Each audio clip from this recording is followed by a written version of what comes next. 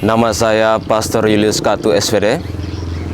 Saya sekarang berada dan berkarya di Paroki Santo Yohanes Paulus II di Pangkalan Banteng, tepatnya di Kota Waringin Barat, Kecamatan Pangkalan Banteng itu sendiri, dan juga Provinsi Kalimantan Tengah, Keuskupan Palangkaraya.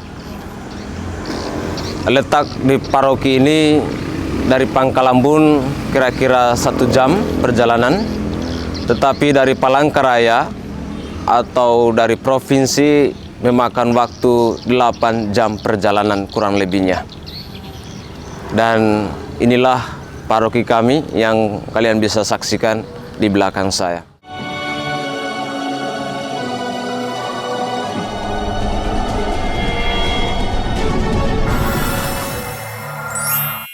Perkenalkan, nama saya Pastor Julius Katu SVD.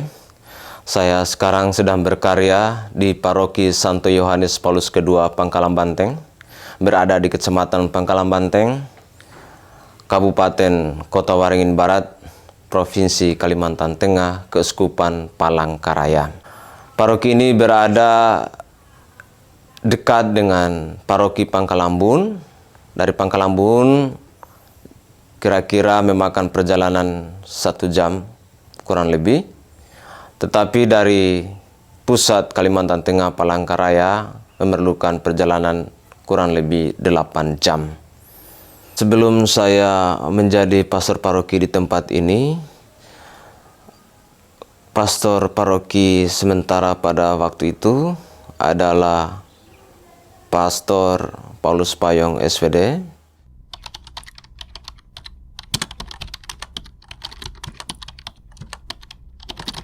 Mengenai paroki ini, setahu saya, karena saya masih baru di tempat ini, di paroki ini, jadi saya kurang cukup mendapatkan informasi tentang sejarahnya.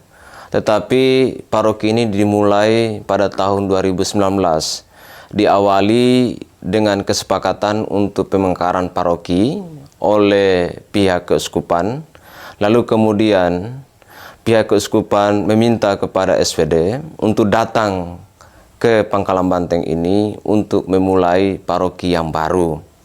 Pada saat itu beberapa konfrater kita diminta untuk melakukan analisis sosial. Lalu kemudian akhirnya terciptalah Paroki Santo Yohanes Paulus II Pangkalan Banteng ini.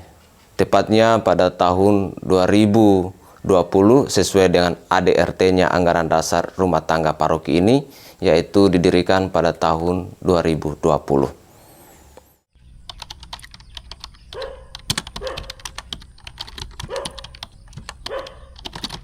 Mengenai keadaan umat ekonomi sosial di tempat ini, pertama saya menyampaikan data terakhir dari Kementerian Agama 2020. Paroki ini berjumlah 1910, KK 354 pada tahun 2020. Tetapi kalau saya melihat ini sudah jauh berkembang dan bertumbuh. Kira-kira sekarang jumlah umat di paroki ini sudah berjumlah 3.000 umat kurang lebihnya. Mengenai ekonomi, di paroki ini banyak umat bekerja di sawitan.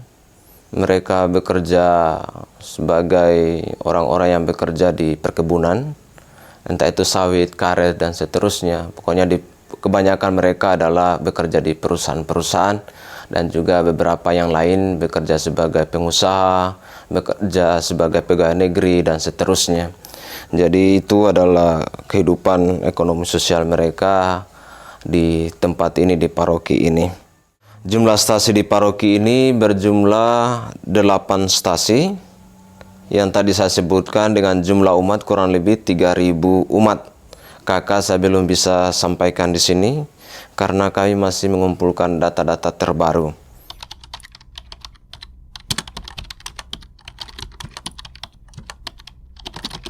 Mengenai ciri khas atau keunikan paroki Santo Yohanes Paulus II ini, saya pikir Keunikan yang pertama adalah bahwa banyak umat kita ini adalah orang-orang trans, dari kebanyakan dari Flores, Maumere dan Ende, dan mereka juga punya kekhasan itu, meskipun juga masih banyak juga dari suku-suku lain seperti ada suku Jawa dan suku lokal juga, ada beberapa stasi yang cukup dominan. Jadi keunikannya di sini itu paroki ini sangat beragam sebenarnya, memiliki keinginan beragam itu dari berbagai suku datang berkumpul bersama di tempat ini. Meskipun beberapa stasi misalnya memang selalu didominasi suku Flores, terutama dari Maumere dan Ende. Tetapi itu tidak menghilangkan kekhasan itu bahwa di paroki ini cukup beragam umatnya. Dan juga ada keunikan sendiri di paroki ini bahwa ada satu stasi yang sangat besar jumlahnya, yaitu di Desa Lima. Desa Lima ini lebih besar jumlah umatnya dibandingkan di pusat paroki. Keunikan yang berikutnya bahwa di paroki ini juga kami dibantu oleh saudari kami, Suster SSPS. Mereka juga berkarya dalam bidang pastoral untuk menyentuh bagian pastoral yang mungkin tidak bisa atau tidak ada waktu, tidak sempat pastor paroki untuk melayani. Jadi Suster SSPS ini sangat membantu dalam karya pastoral di tempat ini. Dan mereka memiliki biara bertempat di Desa Lima, salah satu stasi yang tadi saya sebutkan sebagai stasi terbesar jumlah umatnya.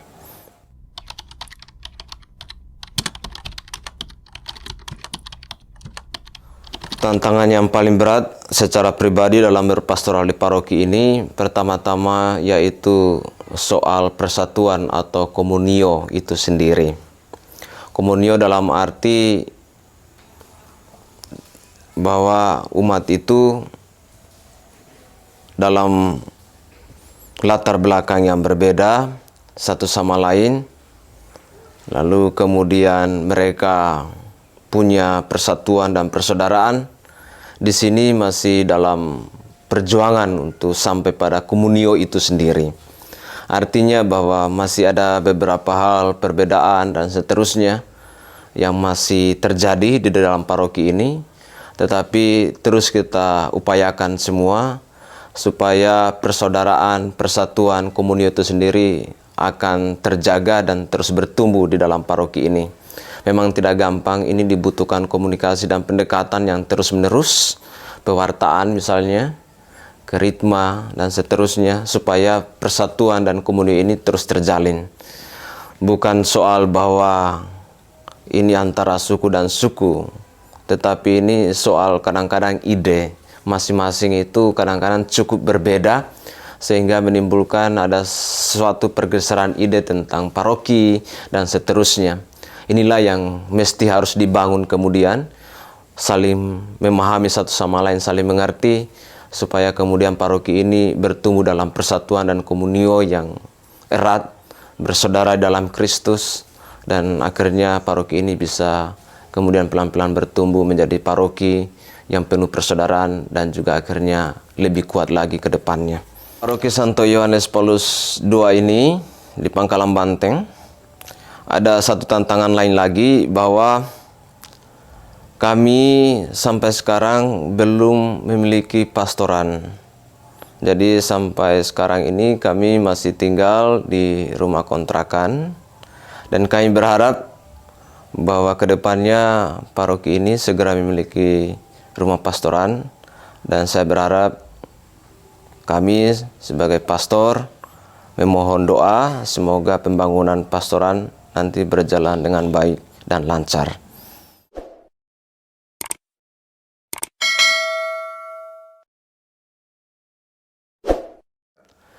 Demikianlah profil singkat Paroki Santo Yohanes Paulus II Pangkalan Banteng.